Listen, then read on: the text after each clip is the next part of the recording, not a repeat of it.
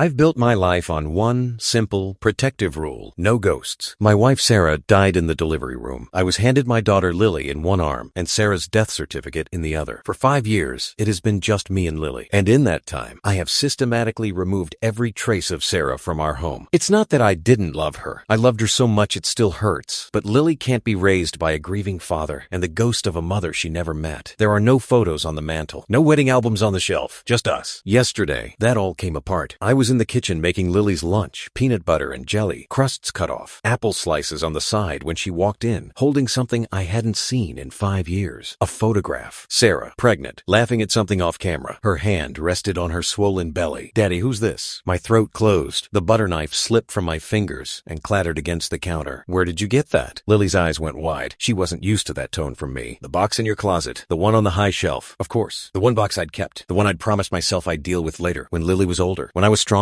Later never came. "I was looking for my princess crown," Lily continued, her voice smaller now. I climbed on the chair. I crossed the kitchen in 3 steps and knelt in front of her, taking the photo gently. Sarah's face smiled up at me, frozen in time, forever 29, forever pregnant, forever 3 hours away from dying. "This is your mom," I said. Lily's face lit up in a way that made my chest ache. "I have a mom?"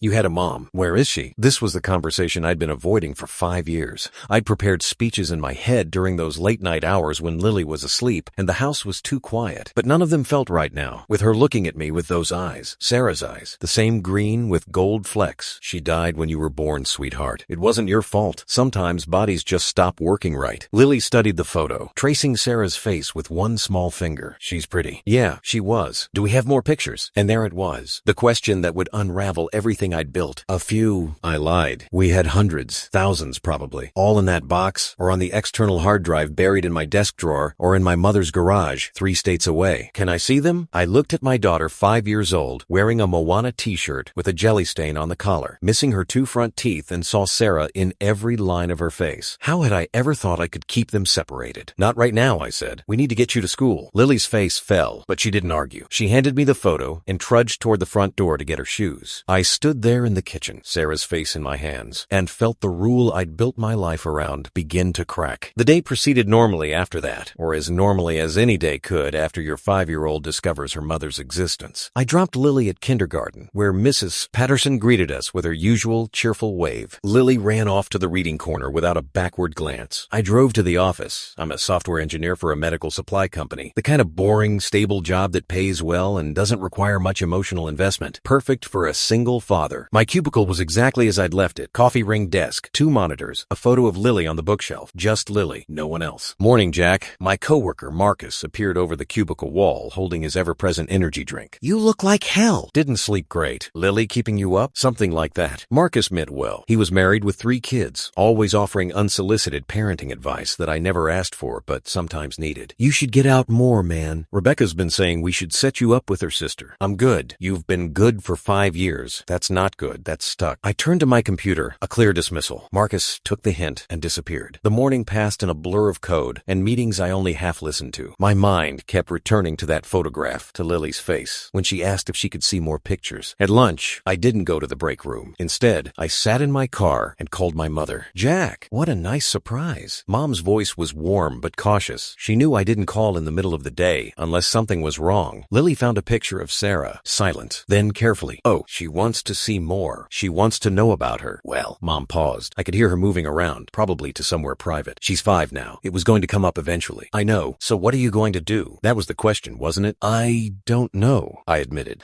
"I've spent 5 years building a life without her memory everywhere, without the grief. I don't know how to let that back in." "Oh, honey." Mom's voice softened. "You can't keep Sarah away forever. She's Lily's mother. She's dead. That doesn't make her any less Lily's mother." I pressed my palm against my forehead, fighting back the pressure building behind my eyes. Every time I look at those photos, all I see is what we lost. What Lily lost. How am I supposed to show her that? "You show her what Sarah was, not what she isn't. You show her the woman you loved, not the woman who died. They're the same person, Mom." "No," she said firmly. "They're not. Sarah was funny and kind and terrible at cooking. She loved terrible reality TV and always sang off key in the car. That's who you show Lily, not the death certificate." I sat with that for a long moment, watching people walk across the parking lot to their cars, their lunches, their normal lives. "I have to go," I said finally. "Jack, I'll call you later." I hung up before she could say anything else. My phone immediately buzzed with a text from her. Asterisk. I love you. So did Sarah. Let Lily love her too. Asterisk. I didn't respond. I picked Lily up from school at 3. She ran out of the classroom, backpack bouncing, and crashed into my legs for a hug. This was our routine. This was normal. Did you have a good day? I asked as we walked to the car.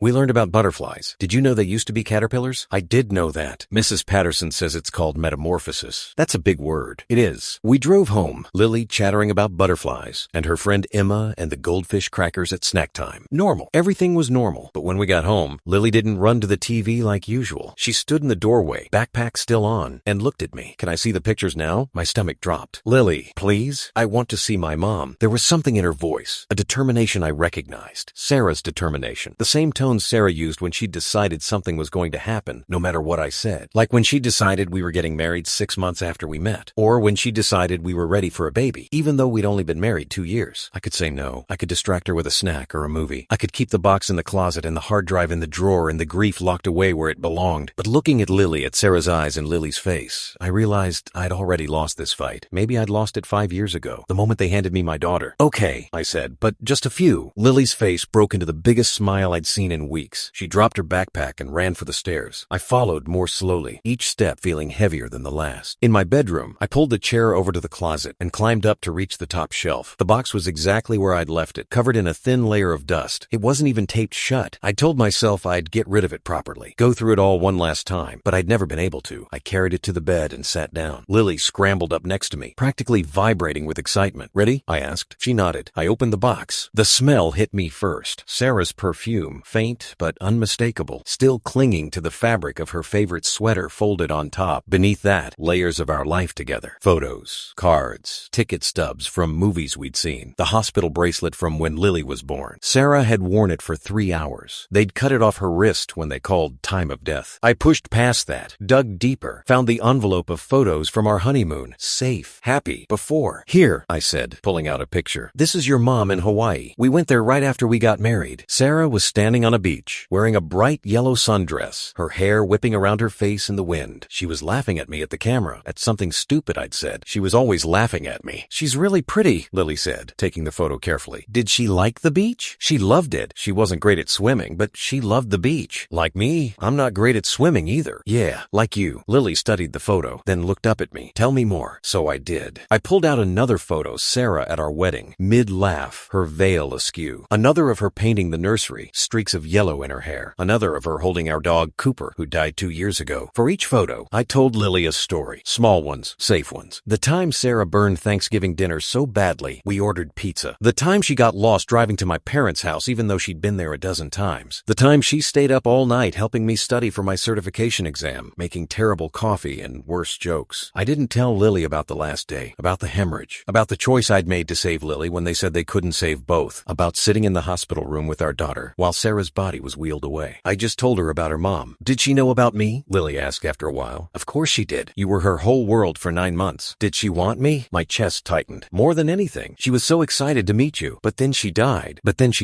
I echoed.